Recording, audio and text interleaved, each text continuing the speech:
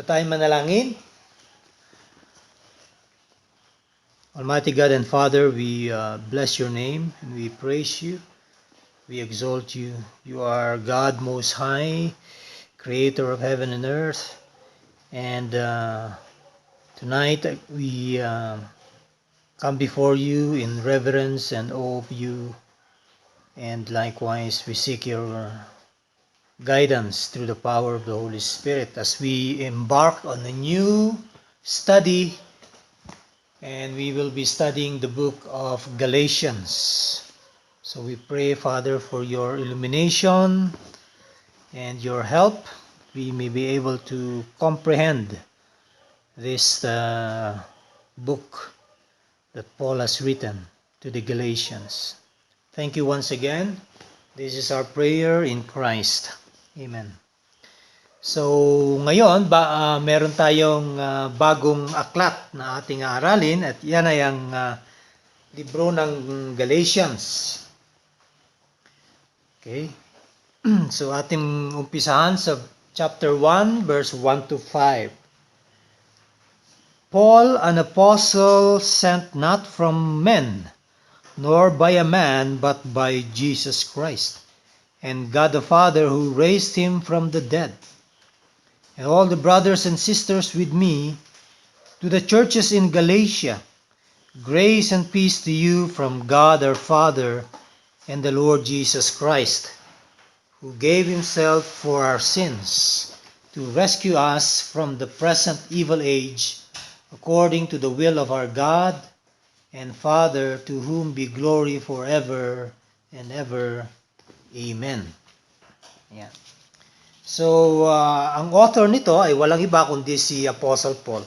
Gaya nung ating katatapos lang na inaral, ang Book of Romans, makikita natin na meron siyang ginamit na amanuensis, meaning to say, yung tagasulat, okay, assistant.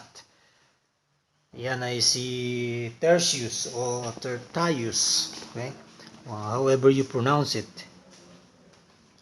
So, dito naman sa Galatians ay mukhang siya ang sumulat nito. Wala pa siyang assistant.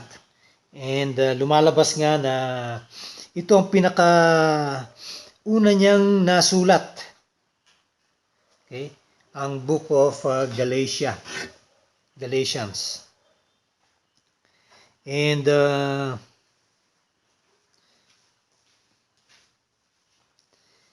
dito sa librong ito ay ating maaral ang mga sumusunod, ano? Dito natin makikita yung tema patungkol sa kanyang pagiging apostle, na ito ay kumbaga kine-question ng ilan sa loob ng iglesia kung siya nga ba ay totoong apostle. Dito rin makikita natin yung justification by faith at saka hindi ng works of the law.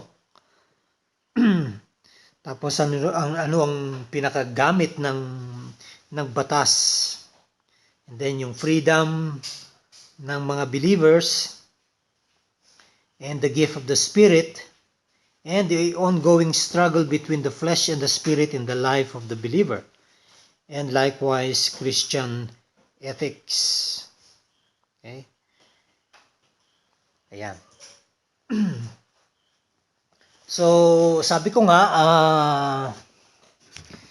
si Apostle Paul, yung kanyang credibilidad is being attacked. Okay? At kung sakasakaling nga na nagsucceed itong mga pag-attacking ito, sabi nga mukhang hindi magkakaroon ng iglesia. At the same time, mananatili lang yung tinatawag na Jewish sect.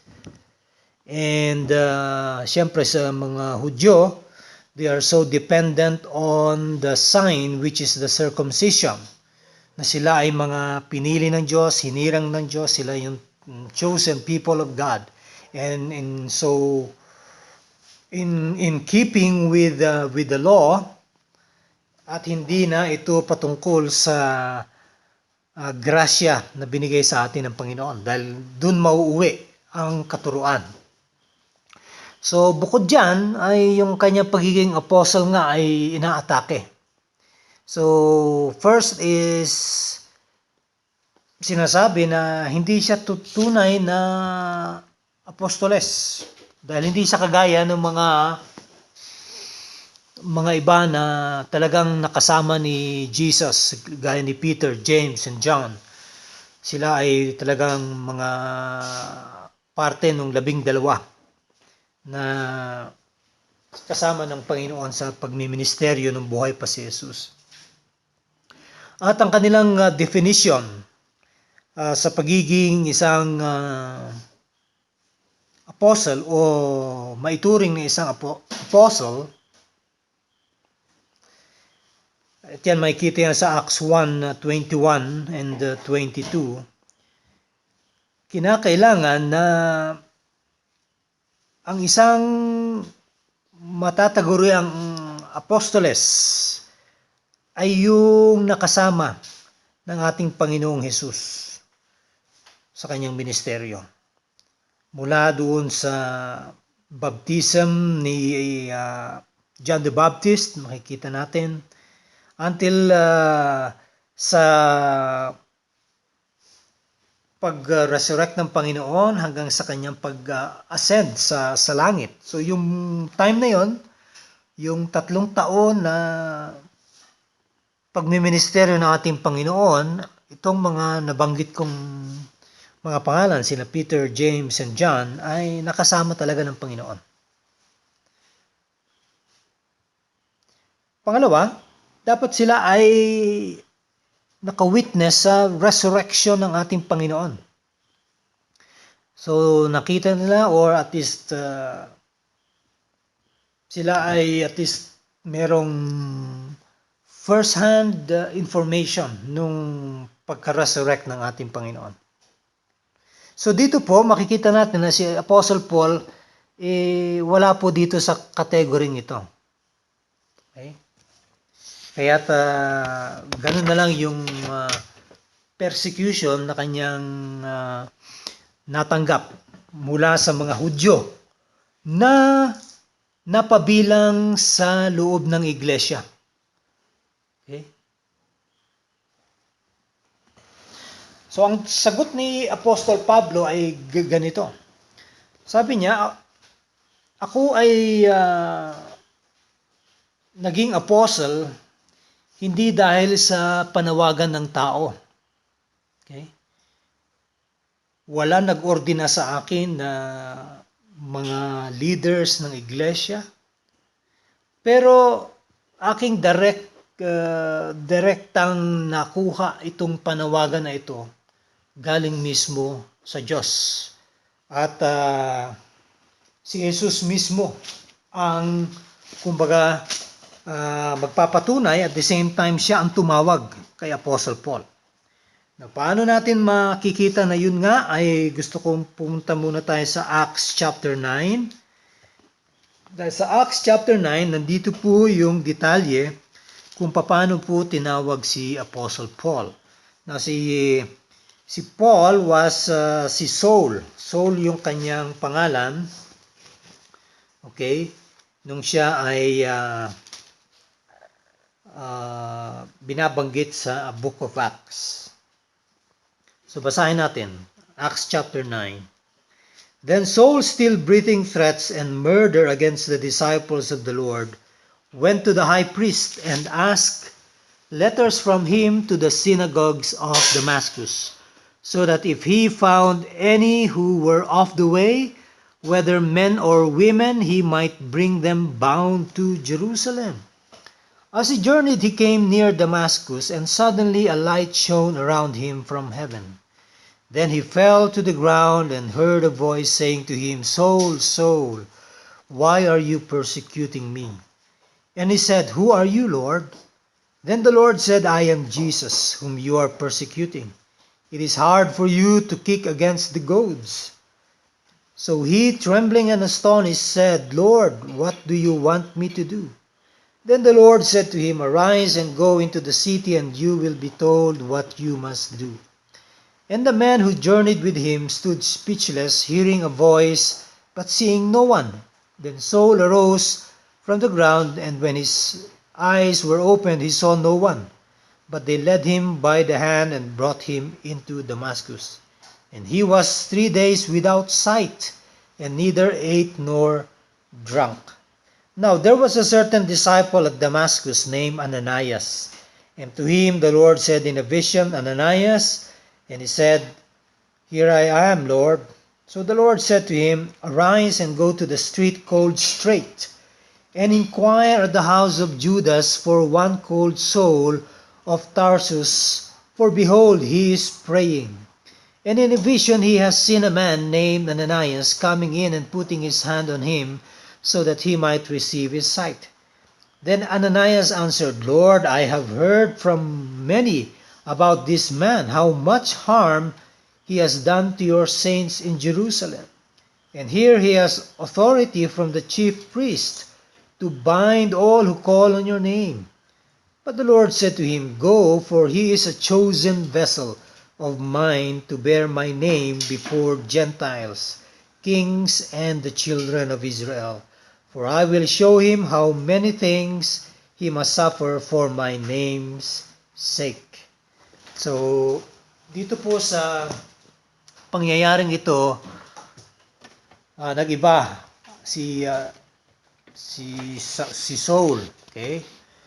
Dati siyang taga-usig ng mga taga-sunod ni Kristo, pero after nung incident na ito, nung siya pinag-pray ni Ananias, at sinabi nga siya ay gagamitin ng ating Panginoon para nang sa ganoon ay may mga, sabi nga, mga hintil at mga hari, mga anak ng bayang Israel. At siya ay magsasuffer dahil sa aking pangalan. So, meaning to say, uusigin siya. At yun na nga. Kaya dito makikita natin na yung qualification niya, dun sa una, maaring hindi nga siya kwalipikado ron, pero dahil mismong ang Panginoon, Jesus, ang kanyang nakasalubong on his way to Damascus. So it was a face-to-face encounter. At binulag pa nga siya ng 3 araw, hindi siya makita at hindi siya nga kumain at uminom. So dito na natin makikita na talagang ang kanyang panawagan ay sa Diyos. So galing mismo kay Kristo. Ang mismong ebanghelyo, sabi ko nga, ay hindi niya gawa, hindi niya sariling imbento, kundi ito ay binigay mismo sa kanya ng Panginoong Jesus. So he is preaching a gospel that came directly from God Himself. Pero itong gospel na to ay in full agreement din, mapapatunayan ito ng mga leaders sa Jerusalem Church. So ibig sabihin, binigyan din siya ng approval ng mga leaders sa Jerusalem Church. Kaya siya ay matatawag na apostle.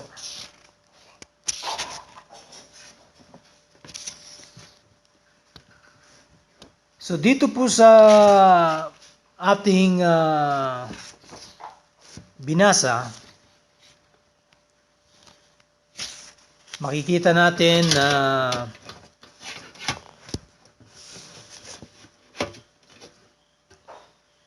sinabi diyan na mismong galing kay Jesus at sa Diyos Ama na siyang bumuhay kay Jesus mula sa mga patay. At sabi nga niya, sa lahat ng mga kapatid na naririto, ako ay sumusulat sa inyo na mga taga-Galatia. Meaning to say, sa iglesia ng Galatia. Sinabi nga niya, may grace and peace be on you from God the Father and from our Lord Jesus Christ, who, because our God and Father willed it so, gave His life for our sins, to rescue us from this present world with all its evil. Glory be to Him forever and ever. Amen. So, makikita natin na hindi kumbaga gawa-gawa lang na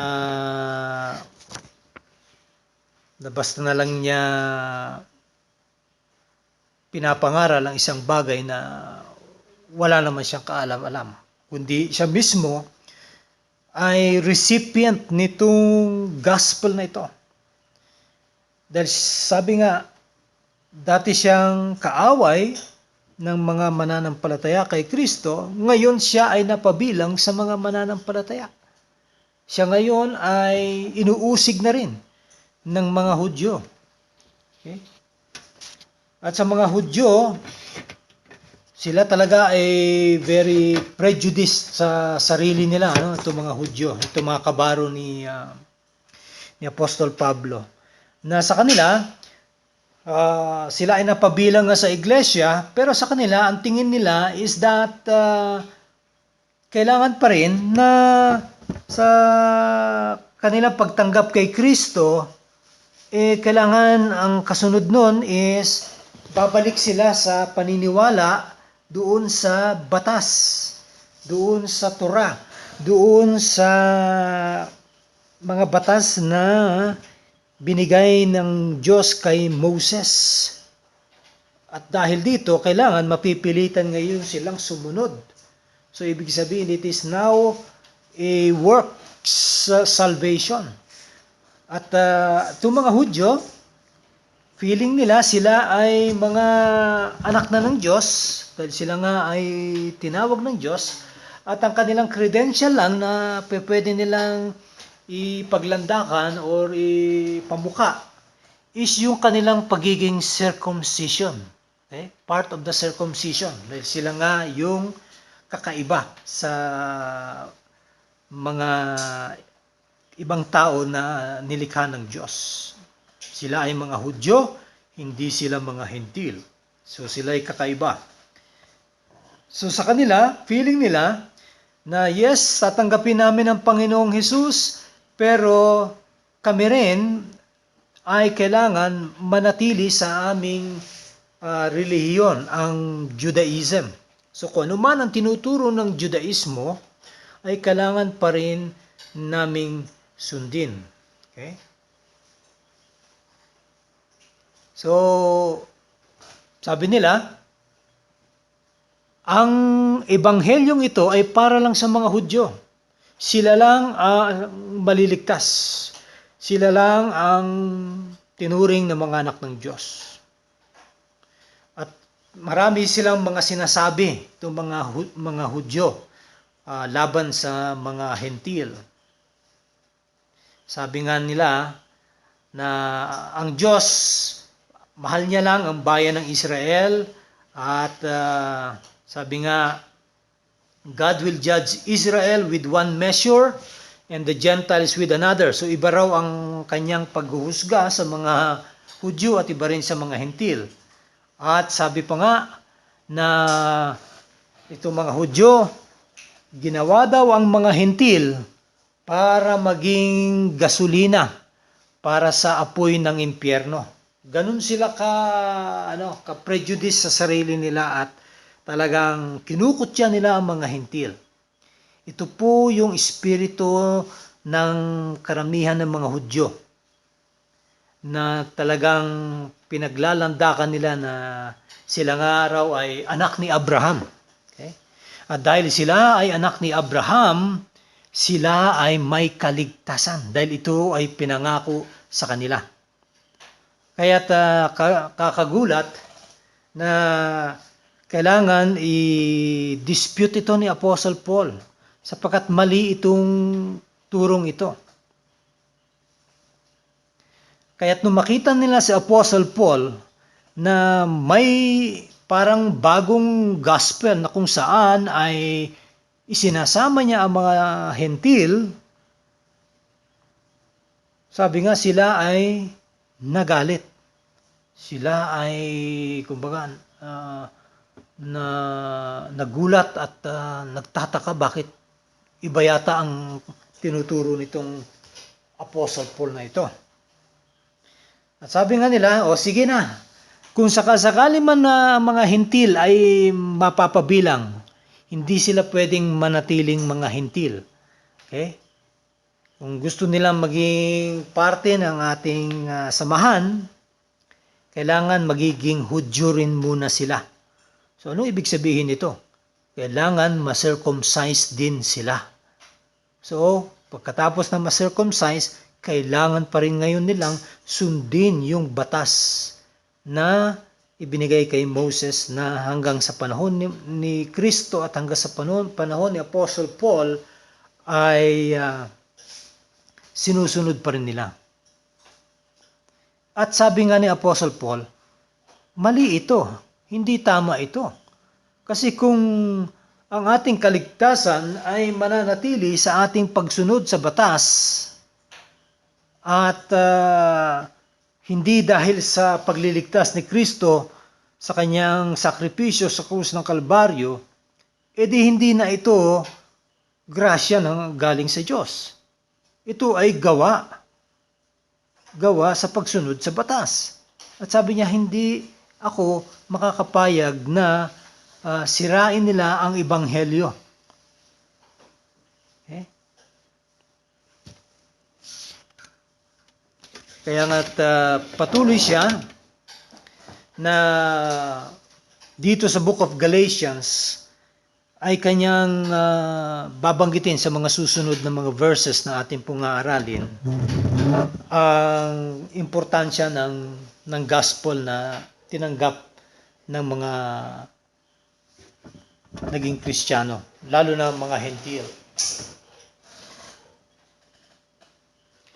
At binabalik din ni Apostle Paul, sige, kung sa tingin nyo ay si Abraham nga ang binigyan ng pangakong ito, which ako, sabi ni Apostle Paul, ako ay sumasangayon, pero kailan ba naniwala si Abraham? Wala pa namang batas noon. Kasi yung batas, mga 430 years pa after Abraham, dumating ito doon sa time na ni Moses. So imagine that. Yung time ni Abraham, sabi nga, yung kanyang paniniwala kay Yahweh, sabi nga, yun ang bigay sa kanya na siya ay maging matuwid sa maging matuwid sa harap ng Diyos. Yung kanyang faith. So, nakuha niya ito hindi dahil sa pagsunod, kundi dahil sa act of faith niya na alam niya na si Yahweh ay kaya niyang gawin ang lahat. So it is faith that must save every man, not deeds of the law. Sabihin, pananampalataya ang pwedeng magligtas sa tao gaya ng pagliligtas kay Abraham at hindi ang batas. So lahat ng tao na gustong maligtas ay sa pananampalataya kakapit at hindi sa kanyang gawa sa pagsunod sa batas. Kaya nga ang tunay na anak ni Abraham ay yung hindi physically descended sa kanya kahit ano pa yung kanyang kulay or kumbaga affiliation or nasyon o bayan. Okay? Basta siya ay nanampalataya sa Diyos na ito, siya ang tunay na anak ni Abraham. Yan. At dito ngayon natin titingnan na ang batas Hindi naman natin siya itatapon gaya ng aking mga katuruan sa mga nagdaan nating aral sa Book of Romans. Dahil yung batas ay importante. First, sabi nga, pinapakita na tayong mga tao ay makasalanan. Pinapaalam kung ano ang kasalanan at kung ano ang hindi. Kung ano ang mabuti at ano ang masama. Okay? Kaya kung walang batas, then sabi nga, walang binebreak kumbaga, na law ang mga tao. Pero dahil nga may batas, doon natin ngayon nalalaman na kapag ginawa natin ito o pag sinuway natin ito, then yun ay kasalanan. Pangalawa, itong batas na to ay naglalapit sa tao kung saan siya makakahingi ng grasya galing sa Diyos. At ito nga yung punto niyan, na tayo ay nilalapit ng batas kay Jesus na siya ang tumapos or siya ang nagkumpleto, siya ang nagfulfill, okay, sa batas. Kaya nga, sabi nga, Christ is the fulfillment of the law.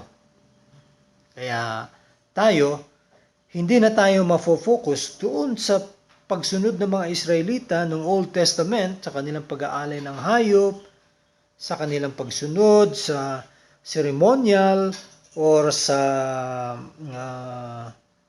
yung dietary, okay? At yung moral law, kung hindi, tayo ngayon ay sumusunod na sa bagong batas na kay Kristo. The law of Christ. Yan ang ating ngayon sinusundan. So, hindi tayo maliligtas dahil sa ating paggawa ng mabuti o pagsunod sa batas, kundi dahil sa grasya. Ang Diyos ang siyang tumatawag sa atin. At siya rin ang nagliligtas. Kaya, ang tema nitong ating inaral is that tayo ay hindi naliligtas ng ating sariling gawa, kahit mabuti pa yan, kung hindi dahil lang sa kabutihang loob ng Diyos. Kaya dito sabi nga, binabalik ni Apostle Paul ang kalulatian kay Yahweh na siyang dapat lang tumanggap. Dahil nga, gawa lahat ito ng Diyos. So, dito tayo magtatapos sa ating pag-aaral ngayon sa Galatians 1:1-5. Magandang gabi po sa inyong lahat.